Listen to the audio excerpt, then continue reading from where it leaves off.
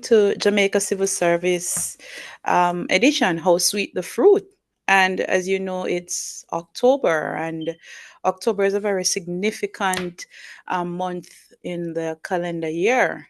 And one of those events that we tend to focus on is cancer. And we encourage everybody across the world and within the JCSA to wear something pink at some point in time during the month of October to celebrate breast cancer month. Actually, we have thousands of survivors in Jamaica currently and millions across the world. And just want to add that breast cancer does not necessarily impact only females, but it can impact males as well. But today we're here and we're going to be having a very insightful podcast with Dr. Chrisanne Simpson-Harley. She's a consultant, obstetrician, and gynecologist, and she'll be here to give us some insights as to how to deal with breast cancer, such as early detection, and just to navigate the entire process, as it is something that can really cause some angst. If you receive a diagnosis. Want to thank Miss Simpson Harley for taking the time out of her busy schedule today to join this live podcast for Jamaica Civil Service Association, How Sweet the Fruit, in the celebration of Breast Cancer Awareness Month. Good morning, Dr. Chrisanne Simpson Harley. How are you? Good morning. I'm well, thank you. I'm blessed. Oh my. Thank you so much for joining us today. Outside is a bit No rainy, problem. but it's sunshine here, right? Love the rain.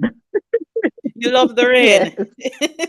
I love the rain. I welcome the rain because it's really warm, and so this rain will definitely help to cool Mhm. down the place. But let's jump directly into our Yeah. discussion, Dr. Harley, because I know my viewers and listeners are anxious to hear what you have to say about breast cancer.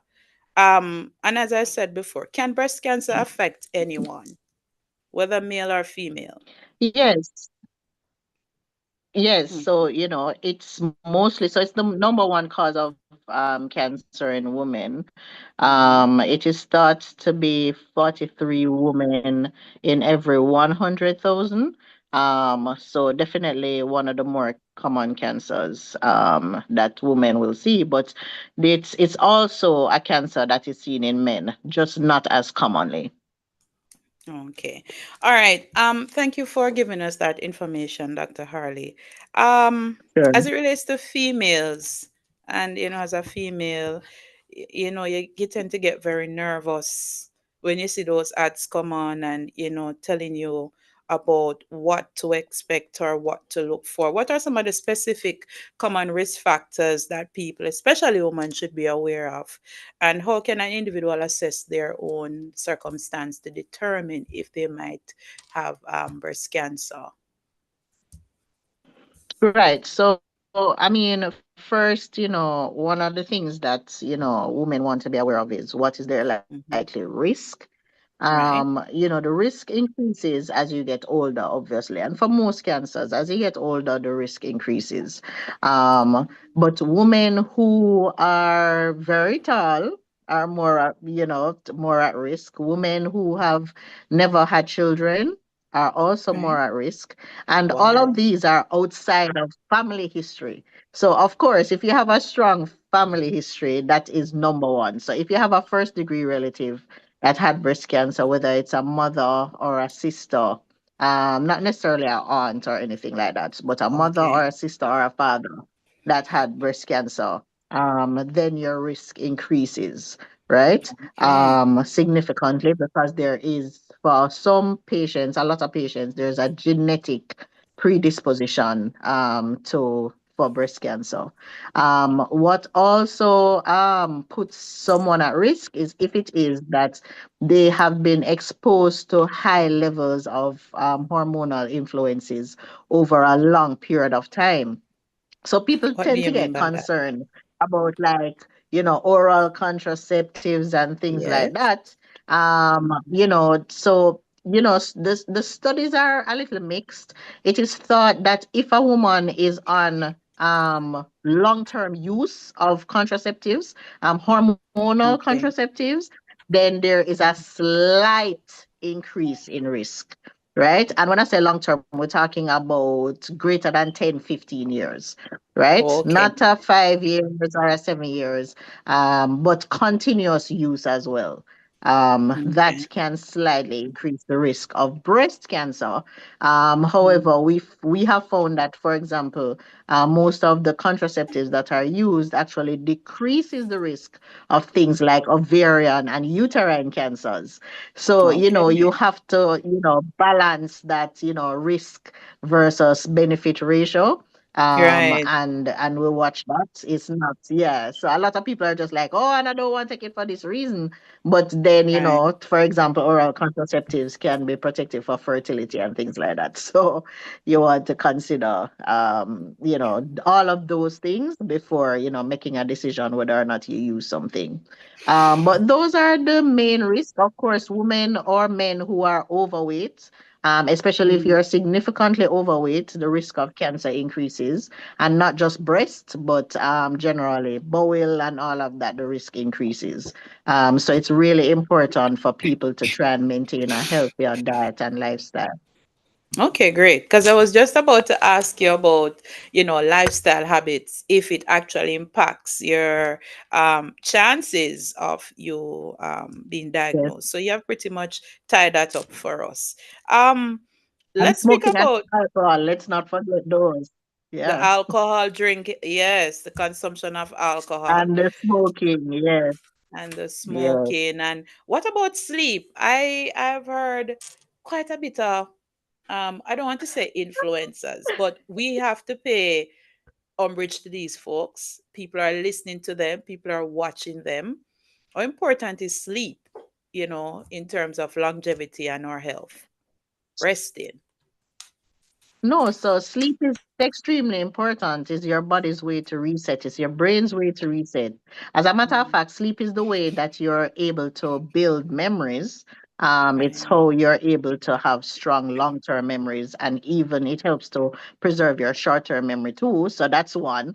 I mean, it keeps you from going insane because I mean, it's one of the ways they use to torture people, have them go without sleep. Yes. It can actually, when you Oh go my. without sleep for long periods of time, it actually causes increased inflammatory conditions. It is thought it puts your heart under pressure because your adrenaline, which is your stress, so that is the thing that is released when you're about to run from a thief or something like that. Your adrenaline level Mm, is extremely high consistently if you're not resting. So right. it's considerably putting your body under significant stress, and the body Mm, under stress, the cells will start to function in a dysfunctional way. And of course, we know that literally that's what cancer is. They start to become dysfunctional, and then they start to grow in a way that they're really not supposed to grow. So, of course, adequate rest is really important in maintaining an overall healthy lifestyle. okay, great. I don't want to deviate too much. I know there's also a concept of consuming too much sugar. Is this a fad? What is it? Is there any Uh, correlation to It's cancer? so it's having too much sugar is, of course, not part of a healthy lifestyle, right? Mm, But it is thought that a higher sugar diet, so people who consume higher sugars just tend to have more lifestyle diseases and tend to be more mm, prone to cancers. So it's mm. not necessarily specific to breast cancer, but a higher sugar diet definitely puts someone at a higher risk of developing cancers because of its inflammatory effect. Okay, thank you so much, Dr. Simpson-Harley, for um, bringing some awareness to that. So we really need to try and balance the diet, ladies and gentlemen. I know the Christmas is coming and the holidays coming, and we want to have all the sugary stuff. But let's jump back into the discussion about breast cancer. They said early detection plays a vital role. What are the different methods of screening for breast cancer? Let's say you're probably 39 going on to 40, and different age groups? At what point you start screening, and what are the methods that are used? Because women tend to have a fear of this. What do you say, Okay. Doc? All right. So one of the first methods is once you're a human being with breasts, you need Yes. to do your self examination. That is first and foremost. You need to look at yourself. So even if it's once every 3 months, and I usually say as Three commonly as months. every time you shower, you try and examine the breast, right? Once every 3 months, you stand up in front of the mirror, you hold up your hands. So, Right. you hold up your hands like this and you look at your breast, right? Out of the Right. bra, obviously. And you look to see if there's any general change in what we call a configuration or how your breasts look. So if one looks odd and all of a sudden it's looking, very different from the next one. So it's normal for one to be larger than the other. That's normal. But Okay, I if it was about starts to to ask you look that. different, you'll be able to pick it up because you have a general idea. Right. So, no, but just not even just the size, but the configuration. So, for Mm-hmm. example, we do notice that some women tend to have. So you see how our orange skin has those little puckers or dots? Yes. Right. So those you can actually see that over a lump when a lump is forming. There's a Oh. tethering that you get with the lumps. So that's one of the signs. One of the signs also is that you start to see like blood or fluid coming from the breast. That's one of the things. So I usually don't encourage women, do not squeeze the nipple to look to see if something will come out because you can damage the ducts in the breast and then Mm-hmm. something will come out and then you will freak out yourself. But if it Okay. is that without any interference, you start to see crusting on the nipple or fluid coming from the breast without you doing anything, that is one of Mm-hmm. the things that you really should go into your physician and get that checked. But you want to just take a look, use your hands. So if it is that you're holding your hands, you use the Mm-hmm. opposite hand. So if you're going to examine the left breast, you use the right hand, right? And Okay. you use the flat Mm-hmm. part of the hand and you press flat against your chest. So you can go, counterclockwise or clockwise, whichever way, it's easier. And you just go around and you press. And what you're feeling for is anything that feels like either a red pea or a dumpling or anything like that. And I generally encourage my ladies not to check during the period because during the period, the breast can feel a little lumpy and be a little Oh bit more yes. tender. So Oh it might yes. throw you off. So outside, do your examination outside of the period. And if it is that you're feeling something and you're not sure, it's better for you to go into your physician and let your physician examine you. Okay? It's not just to say, Mhm. oh, probably nothing. Let's not assume that. And don't assume just because you're 30 or 27 or something, it can't happen to you. That's not true. Things and times have definitely changed. So we're definitely seeing Mhm. younger women presenting with breast cancer and or with cancerous lumps in the breast. So it's definitely something that once you have breast, you should start examining your breast. Wow. And as a female, I can tell you, sometimes when you're doing that self-examination, it it's a little frightening, but it is something that you have to do regardless. Thank you so much, Doc, for giving Right. us Yes. that outline for the self-examination. But should you have to go in and you have some mammogram to do, I know a lot of us, especially the females, the pain Right. of doing a mammogram and the Yeah, that angst is and the right. So, anxiety. that is the screening. Yeah. So, Yes. we usually encourage mammograms if you're 40 and above, not below. So I do have a lot of younger women that come in and want to do Mhm. mammograms and they don't have any significant history. So if it is that you have a strong family history, we will start the mammograms earlier. But if it is that there is no family history, we usually start the mammograms at 40.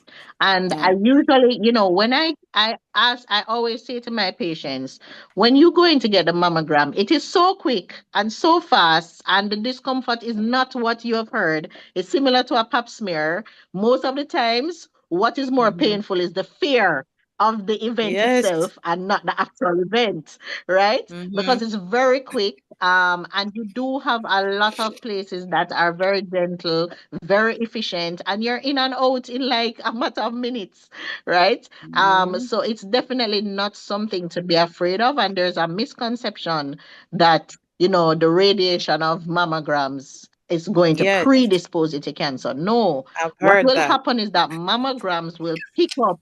Right, it is such a misconception. Oh, she kept doing her mammogram, and that's how she got cancer. No, they were because she kept doing her mammograms, they were able to pick it up before it actually formed into a lump. When it forms into a lump, potentially it might have started to spread. You want to catch Oh, that cancer before that. You want to catch it at an early stage, because at an early stage you can get treatment that is definitely more curative than if you wait on a later stage, right? And which is why we encourage mammograms and screening. You have 2D scans that are also available in Jamaica. So you have mm-hmm. scans that you can go and do as well to assist. So it's similar to the mammogram as well. And that's available readily. So, if you're afraid of the pain, it just costs, a little more, but you can Right. I actually was go gonna in and do ask. these scans. I was gonna Yeah. ask So, you for about the example, cost. you know, cost, right? So, for example, I mean, at Cancer Society, the cost for the mammogram is they try and keep it at a very negligible amount. Right. But privately, if you're going privately for a mammogram, you might be spending anywhere from maybe $10,000 to $12,000 for that mammogram. And for example, if you're Mm-hmm. going to do a 2D screen, it's probably anywhere from 18 to $25,000, give or take, right? And I don't want to misquote, but that's generally the average cost. So if it is that, you have that fear of doing the mammogram, the 2D scan is definitely more comfortable, and you can, probably save up that Mm-hmm. money through a partner, whatever, or, swipe that credit Yeah. card and say, I don't want to even, do the mammogram. Let me try for the 2D scan. But the mammogram Yeah. is very quick. You're talking about seconds. It's very Mm-hmm. quick. And it's not, a lot of patients, I say, how was it? And they say, people say, and I say, I tell you, it's not going to be as bad as you've heard. You need to just go experience it for yourself, Mm-hmm. and you will have a better way to judge how comfortable it is or not. And generally, majority of my patients that do it, it's very rare for my patients to do a mammogram and not want to go back. Right. They go back and get their mammograms done. Yes. Oh, okay. Um, I noticed you gave the cost, and I really appreciate you doing that because um we can't ignore the fact that sometimes one of the reasons persons don't get treatment is thinking about cost. Can I afford this? Right. And it, you know, there's a catalyst of additional cost. But you mentioned the 2D scans, and if you want to do it privately, are these covered by health cards? Are you able to provide such a data to It us, is or it is covered by health something? insurance.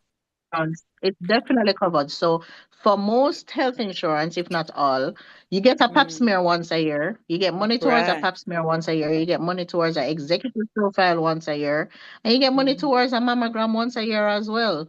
And then mm, you do have Cancer Society. It's one of the reasons why, we try to support Cancer Society as much as possible, because they provide mammogram screening for a very negligible cost. I don't know right. it offhand, but it's not significant. It's definitely not as much as private care. Right. So yeah, so Cancer Society gives women that option to get their mammograms done at a much lower cost. Right. All So it's right. readily available. Yes. And I'm really happy you mentioned that it is covered under the your health benefits. So, ladies, you have no reason now not to do your screenings.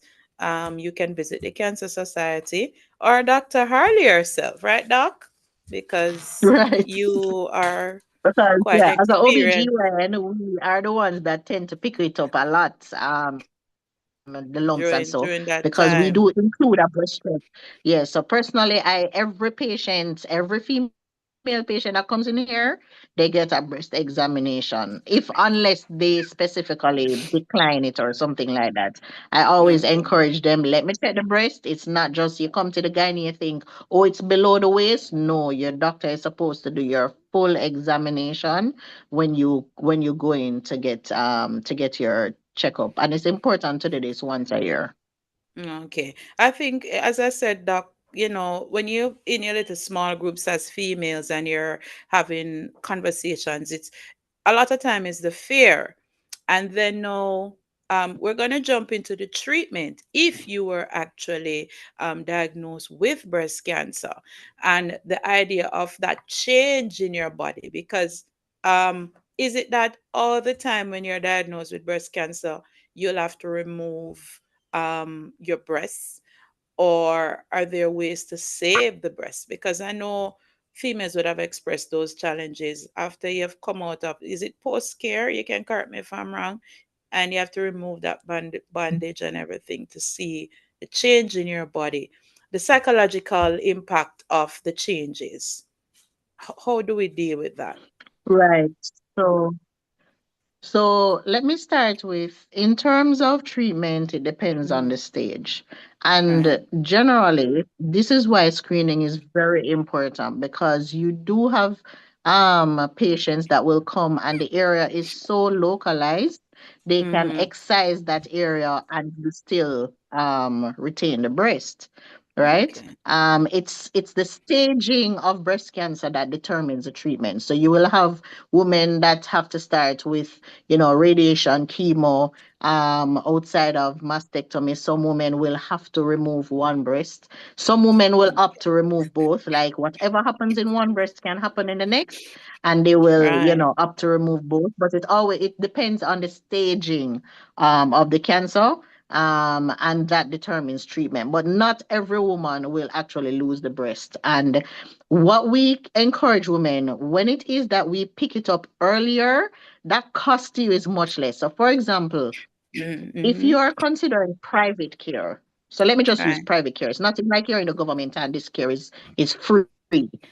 If you're considering private care and you're stage one, early Right. stage, you are looking probably on, the cost of anywhere from 1 million to 5 million Jamaican What? dollars, meaning full care, Oh. meaning everything, surgical, whatever, 1 to 5 million, stage one, full Mm-hmm. curative care over time, versus stage Mm-hmm. three, where that cost now jumps to 15 to 20 million Jamaican dollars.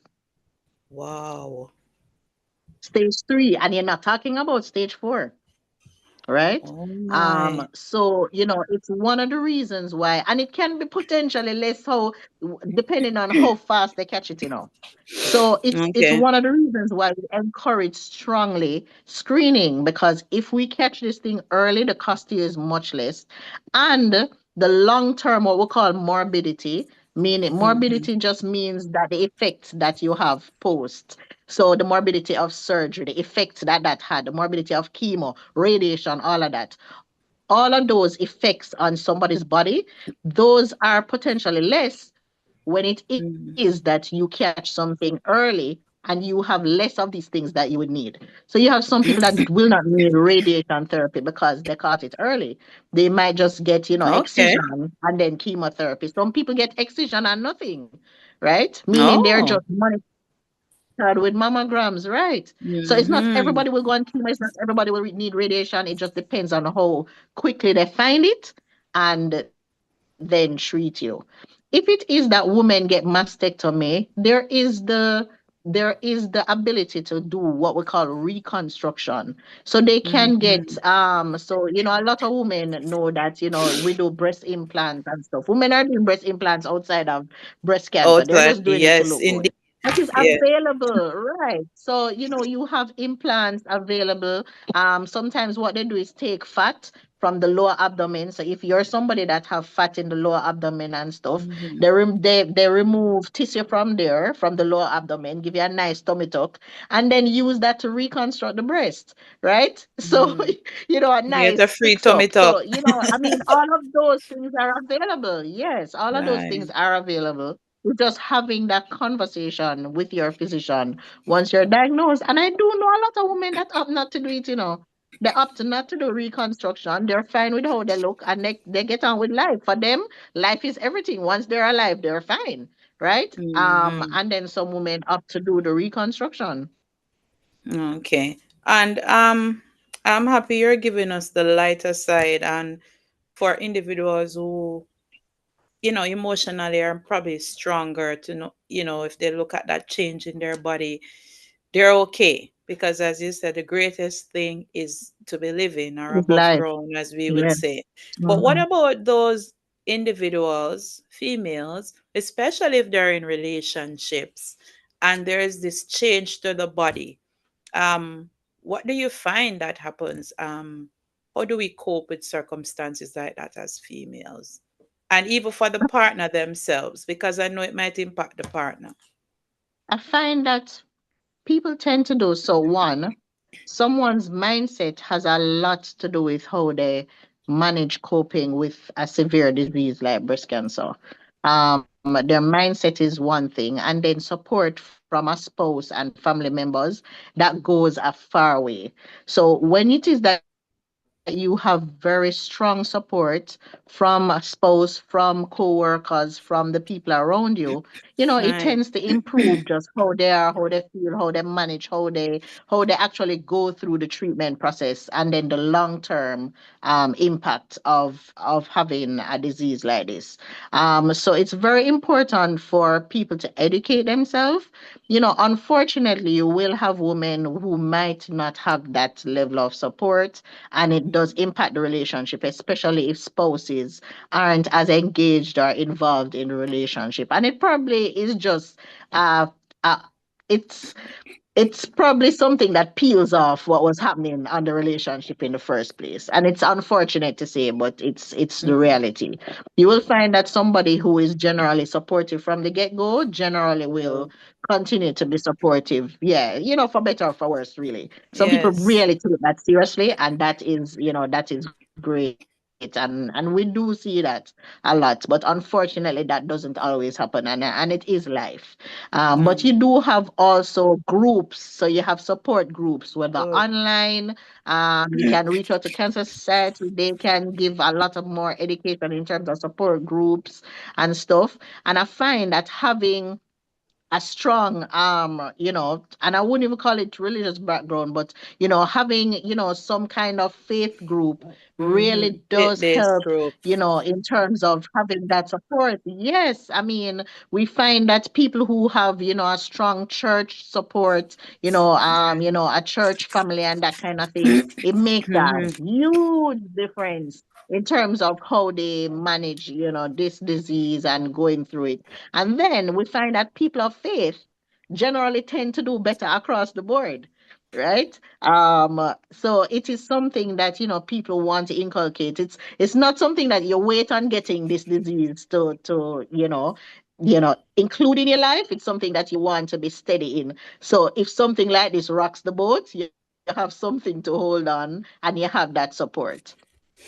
Thank you. And I'm happy you kind of discuss that at length a bit, because as I said, as females, you sit in your groups and you're having your discussions, and the innate fear, the idea of whether or not you'll be accepted after you have gone through this treatment, after there have been changes to your body. um I mean, now we have to get really candid. I've known females who were diagnosed with breast cancer, gone through the treatment, and they have expressed some challenges, either trying to get back in the physical side of the relationship, not having any feeling, Right, yeah, and connections, right, and they don't know how to express right, this to the partner. Um, how do we right, deal with right. stuff like that? Because I know it's a challenge at times, and eventually it might cause a breakdown. So the partner might be there, but the female Mm-hmm. is struggling emotionally with some things that she don't know if she can say to the partner, because having taken him through so much, can he manage anymore? Like, how do you deal with stuff like Mm-hmm. this? you know um But so much to say. Thank you very much for giving us a very good overview in terms of Right. how to So you cope. broke up a little bit, but I find you see Okay, communication is key, go of ahead, course, Doc. I'm in a hearing you. relationship. Right. Yeah. Communication is always key in any relationship. And if there's a struggle, counseling then stands as something that I usually encourage my ladies to get, because especially if you have to do something, when you have to do mastectomy and your body changes, it's one thing to have the change of like post pregnancy, but mastectomy is Right, very drastic. And a lot of women feel less than a woman when the breasts are removed or one breast is right, removed. They don't feel sexy, they don't feel attractive. And that is where, getting, some amount of counseling to help them through that process is key. But one of the things is that they also have to start to develop, that innate self-love, that even with the changes that's happening with yourself, you love yourself and you're fighting for yourself, right? Because what you don't want is to start going down the road of anxiety or depression, which is going to then snowball and right. make your progression, your treatment more challenging. Mm, So, it's very important for women to get counseling. They can get counseling with their spouse, get the spouse involved and communicate how you feel.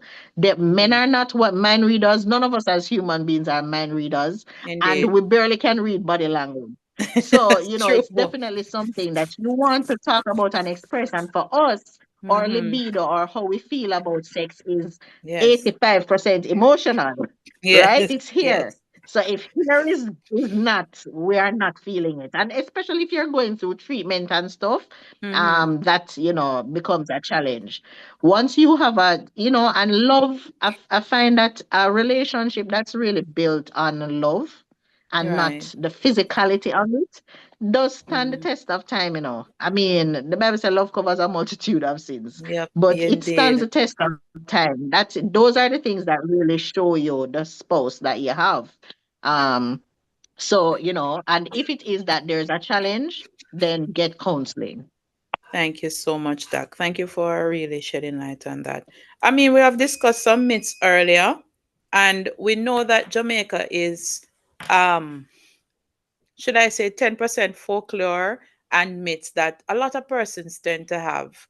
Um, how can you debunk some of those myths? Because we know that you have different, you know, groups or categories of females. When I say that, persons have different beliefs as to what might cause breast cancer, or they might believe in naturopathic medicine or things they think can prevent. We still want persons to, have a respect for those areas, but to look at the scientific aspects. How can you help us to debunk some of those challenges that females might face? Or do you recognize or see any of that coming through your practice? We do have people that, patients that will present with cancer and said, I'm going to go, the natural route. And Mm-hmm. you know for us, medicine is not, I'm not a parent, it's a symbiotic relationship. It's the give and take. Right. We're allowed to share our beliefs, and I am also, you give me a chance to share what my scientific knowledge is, and it's scientific knowledge that has been acquired over decades, right? Mm. So we do find that, especially now with the advent of the internet and stuff, a lot of people have wanted to, oh, let me do this naturally. And it's interesting. Recently, she used to be the host on BET. Who is that? Ananda, I think her name is. Okay. Uh-huh. Right. And she is now, she has been diagnosed with the disease. And she, based on what is said in the articles that have written about it, she Mm-hmm. was diagnosed fairly early, stage one, maybe stage two, and she decided to go naturally. And she's saying, that is a regret that she had, because she's now at stage four, looking Wow. at the end of her life. when she actually had the ability to remove the tumor, remove the breast, Long and before that. get on with her life. And the Mm. treatment, she opted not to, and is now at stage 4, Mm. and stage 4 means that it has spread to other organs. And Wow. she's now saying that, facing death, she now has, regrets. And is, she would ask, God or whatever for more time. And she always asks, get up every morning for more time. Mhm. But, it's not necessarily something that we encourage. We do encourage, to eat more naturally and have a healthy lifestyle. But you do also have to trust that over years of scientific data, we find, we have come with a treatment method that have given people curative treatment, meaning that they have beat the disease with Right. the treatments that is scientifically recommended and have gotten on with their lives. So you have Mhm. to give us a chance with that scientific knowledge to assist, right? But of course, everybody has their own choices, and that is a challenge. You have the will, so Right. people will use their own will to choose what is right for them, and we just have to be there, in a supportive way, as best as we can after we Mm. have given, our input. Okay. Thank you so much, Dr. Simpson Harley, for coming in and delving in the topic. Um, we try to make light of the circumstance, but notwithstanding that, the urgency and the importance of early detection and screening. Um, Cancer in any form is not the best news to hear. I want to tell you thanks for your time today. I know you're a very busy lady, and just to take the time out to assist us in talking to our 30,000 members. I don't know if you know, Doc, Jamaica Civil Service Association, we have a lot of members, especially females. Right. So, A lot of right. who So are my you coming patients. on, So big up on there you yourself. go. So you coming today would have definitely made things a little bit more easier to understand and to navigate. To our listeners, remember, early detection saves lives. If you haven't already done so, it's a reminder to you today from this live podcast of Jamaica Civil Service Association, How Sweet the Fruit. We're focusing on breast cancer for the month of October, and we're also celebrating survivors of breast cancer. We want to thank Dr. Simpson Harley for coming out today. The podcast will be available for you to listen at any point in time. Doc, would you like to share your contacts, your address, anything? What if somebody wants to become a patient of yours, even if it is not necessary for cancer? As an OBGYN, you would have dealt with a whole plethora of female challenges and just general health overall. You can use the opportunity to notify Right. our So they viewers can and listeners. Go ahead. right. So they can actually go. We have our website that they can book an appointment, which is westtrademedical.com. And they can just go Mm-hmm. on, look for a time that's good for them and book an appointment. And they can also follow us on IG at West Trade Medical, and I am on IG as well, Dr. Chrisanne Simpson Harley. So they can follow, and we do try to do some education and stuff via those media as well. So I mean, we talk about a wide range of things on our IG, so they can follow that as well. All right. I hope we can get you back to speak about the female reproductive health. I know that's another hot topic that females are would definitely like to hear about, and especially with all of these arguments about women having children at a slightly older age or when they are ready. I like to say when they are ready. I'll definitely like Right. to invite When you they're back ready, when they can when afford it. Yes, Thank you, Doc.